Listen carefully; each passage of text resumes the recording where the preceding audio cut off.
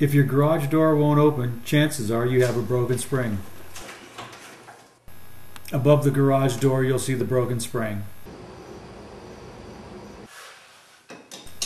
We'll take off the old springs and put on a new set of springs.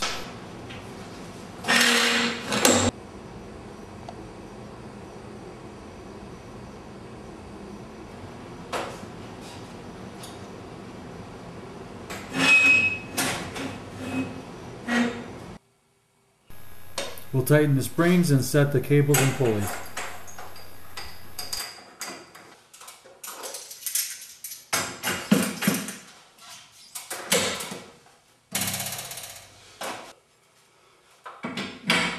We'll set the spring tension.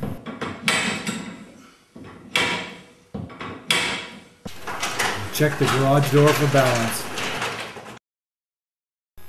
Give us a call at 648-1395 and we'll get those springs fixed for you.